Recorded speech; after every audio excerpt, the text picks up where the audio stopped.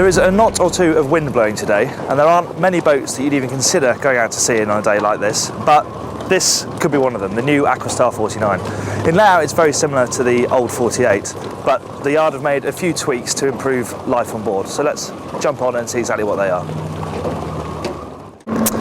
So obviously we're on the flybridge now, and in comparison to a lot of 49-foot flybridge boats, you may think it's a little small, but you've got to consider the aft deck space you've got behind first. And also it's actually quite nice to have this really cosy, safe flybridge area for when you're travelling along. Nice high backs here.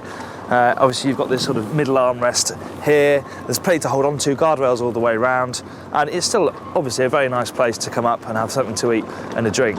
And they've also managed to work in a nice piece of sun pad just on top of this coaming here as well. So we went out and tested the boat in Southampton water just before the show, and if I were to sum up in one word, it would probably be solid. This boat is as solid as they come. The hull is tried and tested. They've been using this hull for a very long time.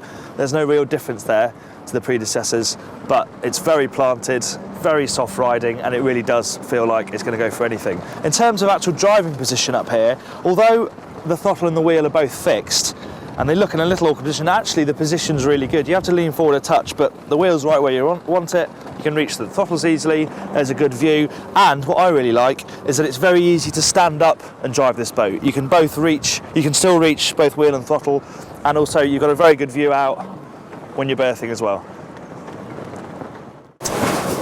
One of the new features on board this boat is this new moulding up here, and it really adds to this fantastic aft deck that this model has had for the last two iterations. But now what you have up here are these great big glass screens which open up, means you really can open up to the sun, and there's an option to have blinds in there in case it's getting too hot. Obviously as part of that, because you've got this new weighty structure, they've had to put support beams on the end here, but actually they work quite well because you can grab them on your way down the steps. But really, this aft deck is a really superb part of this boat, and it's probably my favourite section actually. More changes over the old boat in the saloon. Layout very familiar and still works an absolute treat.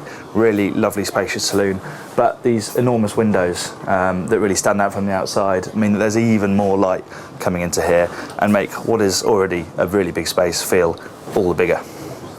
Here's a detail that appeals to me. Shoes on a boat, absolute nightmare. They always get in the way. Not on this boat. You have a dedicated shoe locker right at the bottom of the stairs, just where you need it. No more tripping over deck shoes. In the aft cabin now, main difference is the cabin is slightly longer. They've extended it a touch over the old boat, and you can't help but notice these enormous windows, one on either side with ventilation in the middle, and they totally transform the cabin. It's so bright in here, and lying in bed you have a perfect waterline view out of the cabin as well. Another thing to notice is that you have a split shower and toilet cubicle. Adds a little touch of luxury and mean that there aren't going to be too many two-person queues in the morning. It's a really, really nice cabin this, and you feel like you could stay on here happily for a good couple of weeks cruising. A couple of other neat details to notice as well. This navigator's seat here actually folds back down this way and turns into the dinette as well, so you can flick between having more space at the dinette or two forward-facing seats. And while we're here, let's just have a look at the beautiful woodwork on this boat. I mean, it's the same absolutely everywhere, but the finish and the attention to detail is absolutely amazing. It really is of the highest quality.